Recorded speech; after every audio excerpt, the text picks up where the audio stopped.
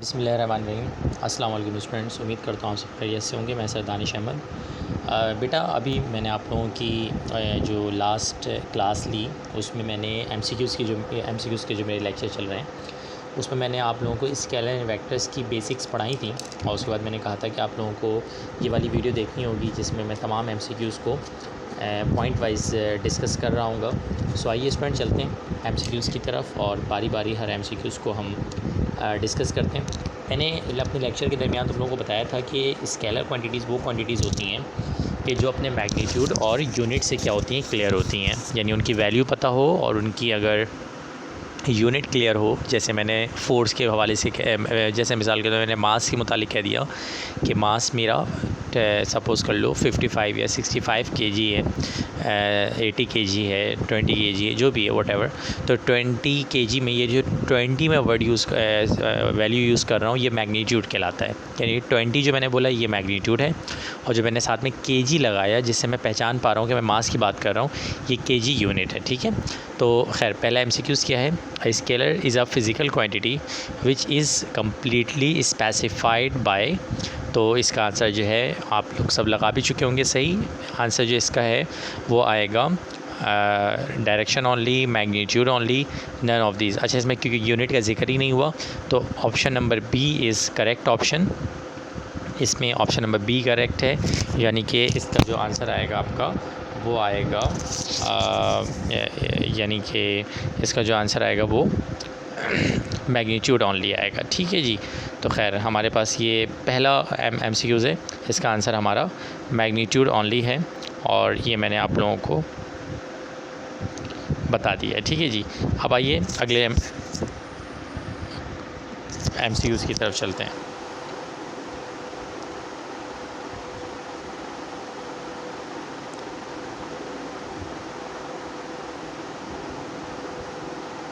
पहले वाले का आंसर जो है ऑप्शन नंबर बी आएगा, यानी कि ऑप्शन नंबर बी जो है वो करेक्ट ऑप्शन है। ऑप्शन नंबर बी हमारा सही आंसर है। ठीक है जी, एमसीक्यूज़ नंबर 2 पे चलते हैं।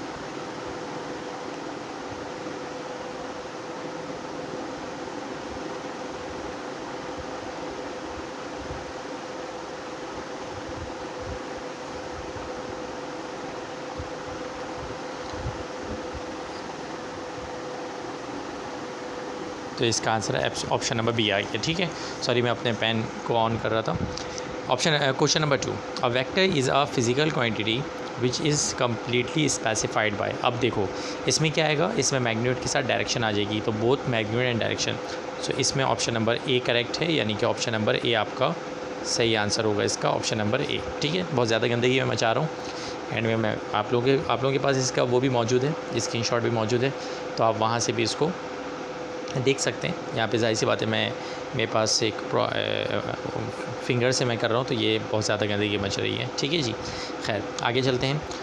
क्वेश्चन नंबर 3 पे, which of the following list of physical quantity consist only of vector. अच्छा, अब देखो वो कह रहे हैं कौन सी क्वांटिटी कौन सी लिस्ट है जिसमें सिर्फ वेक्टर्स मौजूद हैं, सिर्फ वेक्टर्स मौजूद हैं। ठीक है जी, तो अब देखो टाइम एक स्केलर क्वांटिटी है, तो ऑप्शन नंबर ए तो नहीं हो सकता।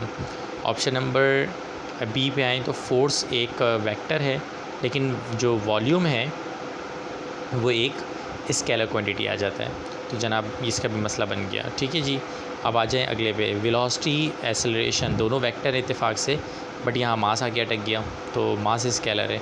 Option number D is correct option. Force भी वेक्टर है, एक्सेलरेशन भी वेक्टर है और वेलोसिटी भी वेक्टर है, तो option number D is correct option. ये हमारा ऑप्शन नंबर डी आएगा इसमें। ठीक है जी, आगे बढ़ते हैं। स्टूडेंट अगला सवाल है कि इलेक्ट्रिक इंटेंसिटी इज़ अ। बेटा इलेक्ट्रिक इंटेंसिटी सेकेंड ईयर में बुनियादी तौर पे पढ़ाया जाता है। इलेक्ट्रिक इंटेंसिटी मैट्रिक क्लास में भी आता है। याद रखिएगा इलेक्ट्रिक इंटेंसिटी एक वेक्टर क्वांटिटी होती है। ठीक है जी, electric intensity is a vector quantity. Question number 5 पे आ जाएँ। कहते हैं the acceleration vector of a particle in uniform circular motion is. The acceleration vector. Acceleration vector का मतलब क्या है, पहले इस चीज़ को समझें। एक्सेलरेशन वेक्टर का मतलब है कि एक्सेलरेशन की डायरेक्शन। ठीक है, अच्छा अब एक्सेलरेशन की डायरेक्शन किस तरफ होती है जब भी कोई बॉडी मूव कर रही होती है यूनिफॉर्म सर्कुलर वे में, तो याद रखिएगा वो हमेशा हमेशा हमेशा पहले हम ऑप्शन देख लेते हैं। Tangential to the orbit, directed towards the centre of orbit, directed in the same direction as the force vector, B and C. ये बड़ा प्यारा सवाल है। यहाँ पे आप में से बहुत से बच्चों ने इसका जो आंसर लिखा होगा directed towards the centre of orbit. बहुत से बच्चों ने इसकी डायरेक्शन ये लिखी होगी, जो कि गलत आंसर है। Direction towards the centre of orbit इसका आंसर नहीं आएगा, बल्कि इसका जो आंसर आएगा वो आएगा टेंजेंशियल टू द ऑर्बिट, यानी ऑर्बिट के टेंजेंट की तरफ होता है। इसको मैं इस तरह समझा सकता हूँ कि देखो, ये मिसाल के तौर पे एक हमारा सर्कल है, ठीक है। इस सर्कल में टेंजेंट क्या होता है? टेंजेंट एक ऐसी लाइन होती है कि जो हमेशा किसी सर्कल के एक पॉइंट को इस तरह से टच करते हुए गुजर रही होती है। ये एक ऐसी लाइन कि जो एक लाइन को टच करते हुए जा रही हो, इसको टेंजेंट कहा जाता है। अगर ऊपर में ये बोलते हैं ना, वो अगर बिल्कुल ऊपर में बोलते हैं कि सेंट्रीपिटल एक्सीलरेशन की डायरेक्शन किस तरफ है, अगर फिर से सुनो, ये देखो एक नुक्ते से बात कहीं से कहीं पहुंच रही है। अगर वो कहते हैं सेंट्रीपिटल एक्सीलरेशन की डायरेक्शन किस तरफ है, तो इसका आंसर कंफर्म क्या आता? बी आता। बट उन्होंने एक्सीलरेशन वेक्टर की डायरेक्शन पूछी है, तो याद रखना वेक्टर की जो एक्सीलरेशन का जो वेक्टर बनाया जाता है किसी भी सर्कल में, वो हमेशा इस तरह बनाया जाता है जैसे टेंजेंट बनाया है। ये देखें, ये जैसे मैंने एरो बनाया ना, ये वाला, ये इस तरह से जो एरो बनाया है, ये टेंजेंट है, ठीक है। ये सर्कल है और इस सर्कल के ऊपर ये क्या बन रहा है? टेंजेंट बन रहा है। तो लिहाजा ये हमारे पास जो है आई मीन इसका जो आंसर आएगा वो आएगा टेंजेंशियल टू द ऑर्बिट, ठीक है जी। खैर आगे बढ़ते हैं।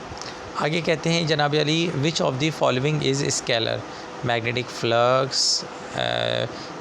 फ्लक्स डेंसिटी, और सी में दे रहे हैं ईएमएफ, और उसमें कह रहे हैं बोथ ए एंड सी। यार A and C is the correct answer. इत्तेफाक की बात है कि magnetic flux density vector quantity होती है, और मैग्नेटिक फ्लक्स और ईएमएफ एक्चुअली वोल्टेज को कहते हैं फर्स्ट लेवल पे, इसको इसी तरह समझ लो, ठीक है जी। तो इसका आंसर जो आएगा वो आएगा both A and C is the correct answer, ठीक है जी। आगे चलते हैं। The vector quantity which define, अच्छा जी, अब कह रहे हैं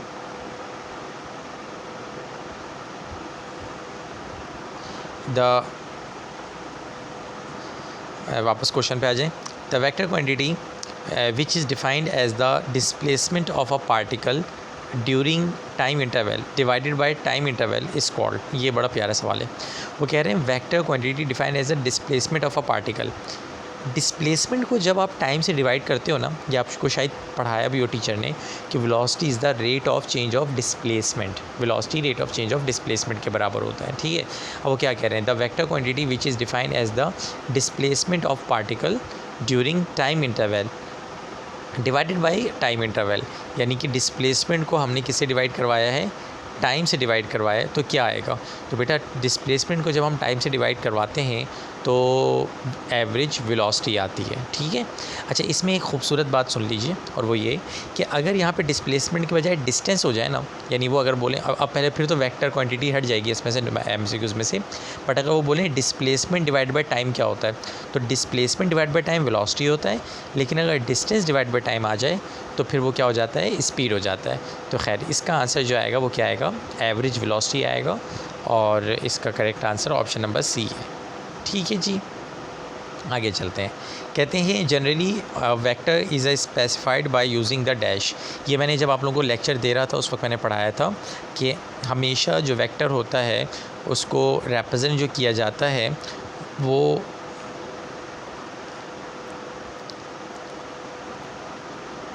डायरेक्शन इंडिकेटर, यानी रिप्रेजेंटेशन जो इसकी होती है वो डायरेक्शन से होती है। अच्छा, इसमें रेफरेंस एक्सिस दिया हुआ है, बिल्कुल गलत बात है। कार्टेशियन कोऑर्डिनेट सिस्टम ये भी अलग है। थ्री डायमेंशनल एक्सिस आएगा, ठीक है। एक्स वाई जेड इनसे रिप्रेजेंट किया जाएगा इसको। फैक्टर आपको पढ़ा होगा, मैं बहुत आसान सवाल है ये वाला कि 3 एक्सिस होते हैं ना, एक्स वाई और जेड। तो हमेशा जो वेक्टर होता है उसको नॉर्मल तौर पे 3 एक्सिस से रिप्रेजेंट किया जाता है, एक्स वाई और जेड से। आगे चलते हैं। The magnitude of a vector whose x and y component are given is given by. अच्छा, ये वाला जो फार्मूला है तुम लोगों ने मैट्रिक क्लास में इस तरह पढ़ा होगा, जो मैं लिख के दे रहा हूँ। मैट्रिक क्लास में पढ़ा होगा F is equal to root of F x square plus